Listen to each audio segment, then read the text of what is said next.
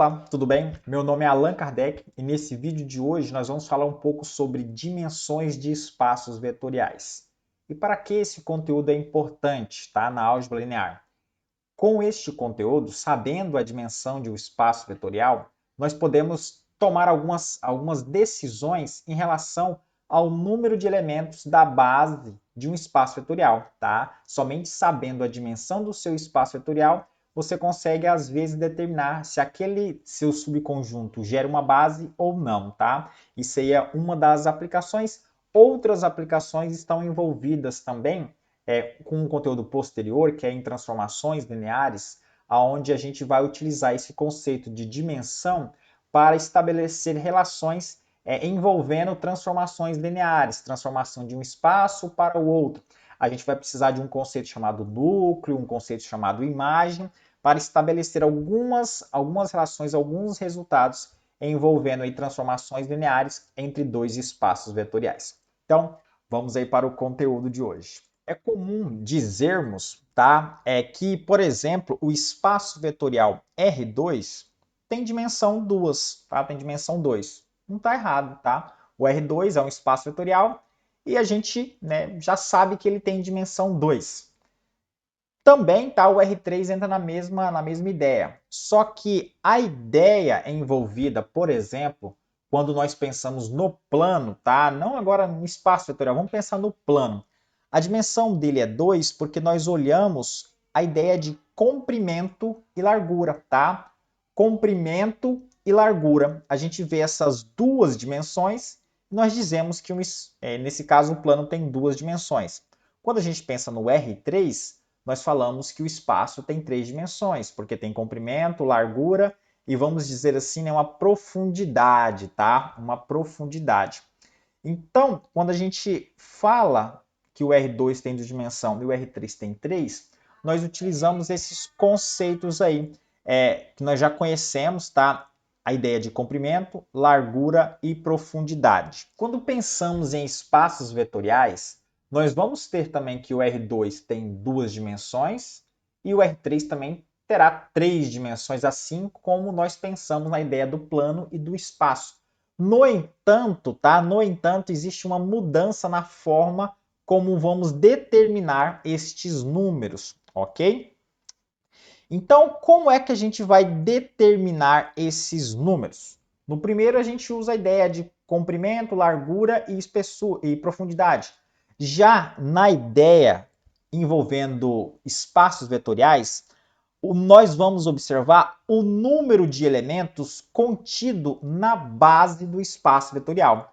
Então, por isso que nós fizemos estudos anteriores envolvendo base de um espaço vetorial.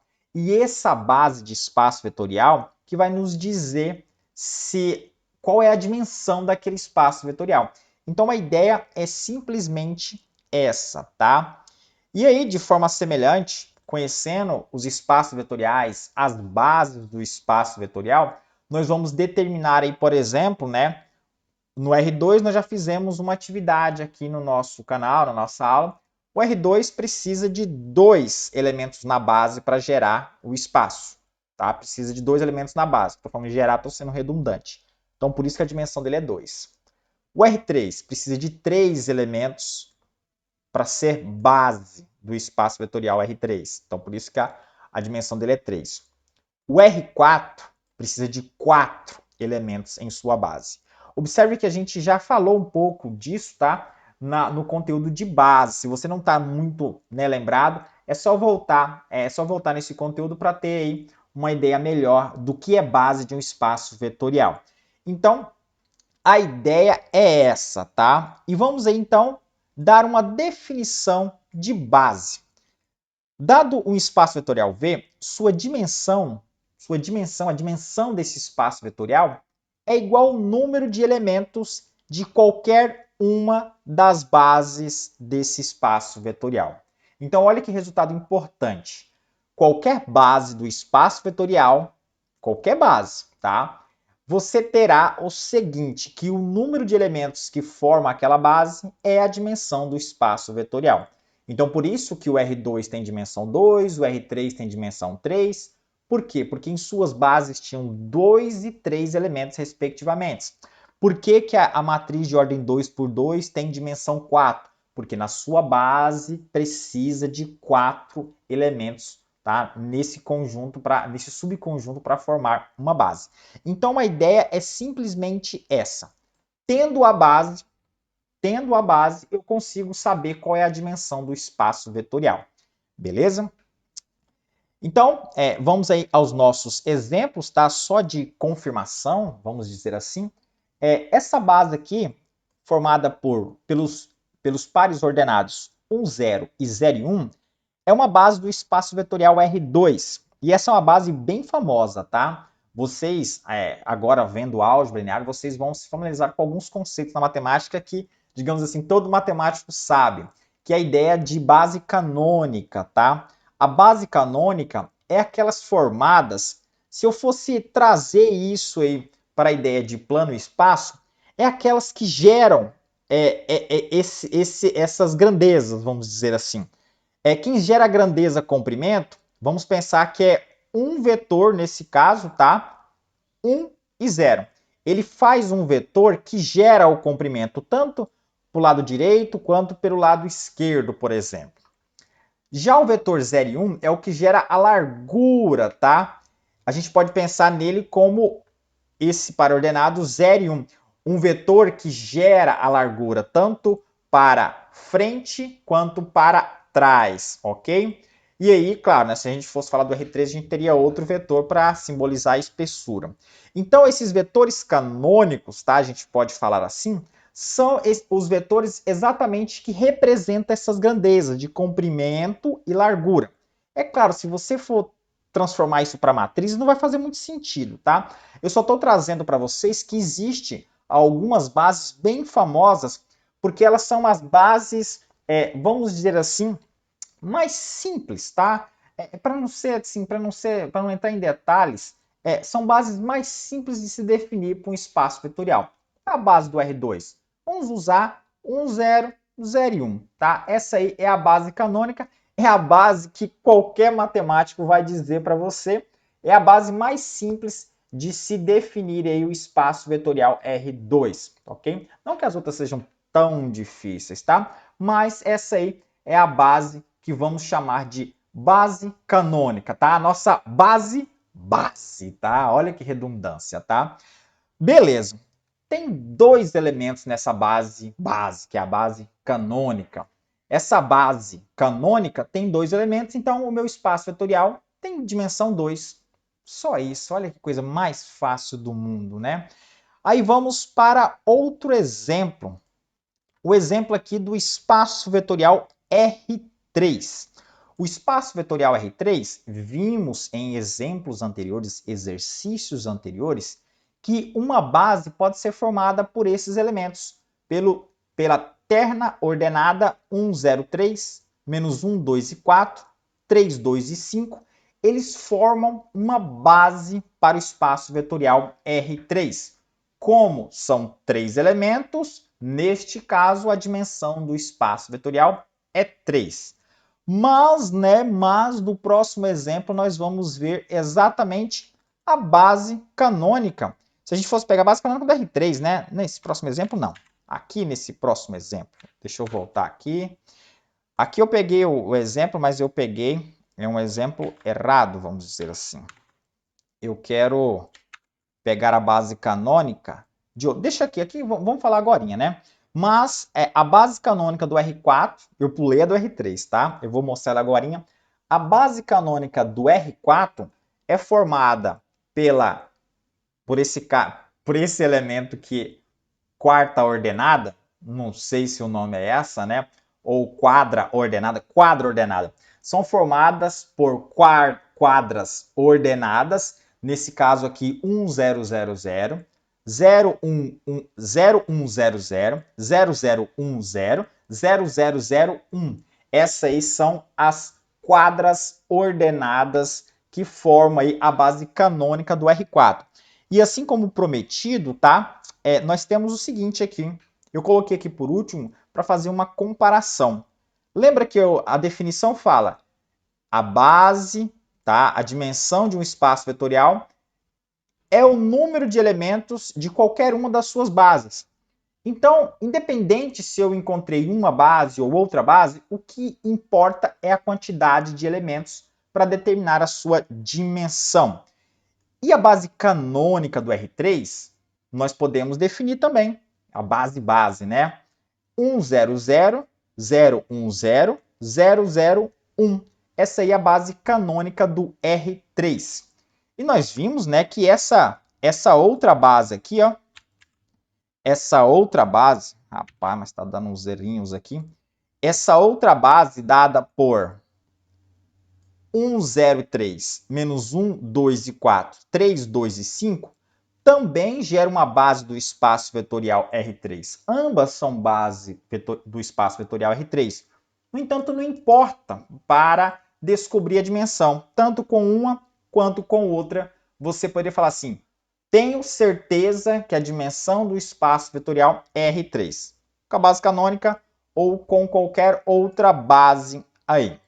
E aí nós vamos então para o teorema, um teorema importante aí, que é só para finalizar e também para dar alguns encaminhamentos em algumas decisões. O teorema diz o seguinte, se o espaço vetorial real V tem uma base com n elementos, então eu já tenho uma base, já tenho n elementos nessa base. Toda base de V tem exatamente n elementos. Observe que é um complemento, é uma conclusão quase que óbvia daquela nossa definição lá, tá? Mas é um teorema, isso aí é mostrado, tá? Não é difícil. E aí nós temos alguns encaminhamentos, algumas aplicações imediatas deste teorema, tá? Que diz o seguinte, se eu tenho um espaço vetorial com n dimensão, qualquer base tem obrigatoriamente que ter n dimensões. Então, a ideia está falando o seguinte, você já sabe quantos elementos precisa para ter uma base. E aí a gente vai ter, por exemplo, dois resultados importantes. Lembra que eu falei que a gente vai poder definir se um determinado subconjunto é base ou não, sabendo a dimensão? É utilizando esse teorema. Então, imagina você conhecer um subconjunto gerador do seu espaço vetorial de dimensão n. Então, você não tem uma base ainda, mas você conhece um subconjunto que é gerador. Ele gera toda a base, ele gera todo o espaço vetorial, e esse espaço vetorial tem dimensão n. Se esse subconjunto tiver número maior que n, eu tenho que esse gerador, obrigatoriamente, ele não vai ser uma base. Porque para ser uma base precisa de n elementos. Mas aquele conjunto gerador tem mais de n elementos. Então, obrigatoriamente, algum daqueles elementos que estão ali, eles são linearmente dependentes dos outros, né? Eu consigo gerar um com os demais. Então, se eu tenho um espaço vetorial com dimensão n, tá? Qualquer número, qualquer subconjunto com geradores com um número maior que n elementos, ele vai ser LD. E outra conclusão seria o seguinte, tá? Imagina que nós temos um conjunto, um subconjunto que ele é LI. Ele é todo linearmente independente. E o meu espaço vetorial tem dimensão n. Então, eu tenho um subconjunto que é LI e eu tenho um espaço vetorial que é dimensão n. Se esse meu conjunto tiver um número inferior que n elementos, obrigatoriamente ele não vai conseguir gerar o espaço vetorial, ok? Porque se ele tiver dimensão n e for linearmente dependente, como o meu espaço tem dimensão n, ele seria uma base, obrigatoriamente. Mas se eu tenho um subconjunto que é Li, mas ele tem um número menor que n elementos, ele não consegue gerar todo o espaço vetorial que tem dimensão n. Então, esses são dois resultados importantes que a gente vai poder definir se, né, um dado subconjunto consegue ser uma base ou não, utilizando o resultado que nós temos do número de dimensão de um espaço vetorial. Uma aplicação deste exemplo aqui, tá? Uma aplicação dessas duas conclusões. Uma no exemplo 7. Nós vimos em resultados anteriores, tá? Que esse conjunto formado por três elementos, ele é gerador do espaço vetorial R2. Mas R2 tem dimensão 2. Como eles são três elementos, esse meu subconjunto proposto para ser uma base, ele não vai ser. Por quê? Porque o espaço tem dimensão 2. Se eu tenho um conjunto com três elementos, obrigatoriamente alguém aí, pelo menos um, tá? É linearmente dependente dos demais. Então, eu já consigo dizer com segurança que esse conjunto B, ele de modo algum será uma base do espaço vetorial R2. Por quê? Porque obrigatoriamente algum desses elementos é linearmente dependente dos demais, ok? Outro resultado, né, que a gente poderia tirar, que seria a conclusão 2, só esses dois elementos, 1, 1, 1, 2, 0 e 4, eles não formam nunca uma base para o espaço vetorial R3, que tem dimensão 3. Para formar uma base do espaço vetorial R3, precisa de 3 elementos. Só 2 não consegue gerar. Então, eu consigo descartar que um conjunto formado por esses dois elementos não forma, né, de maneira alguma, uma base para o espaço vetorial R3.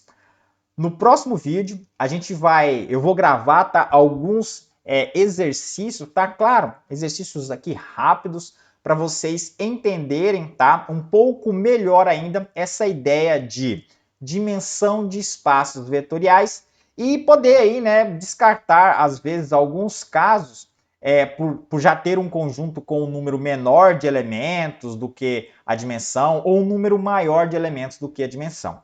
Espero que vocês tenham gostado desse vídeo, que foi mais uma introdução aí, algo um pouco mais teórico aí para vocês absorverem, porque nós vamos fazer mais exercícios a seguir. Tchau e até logo!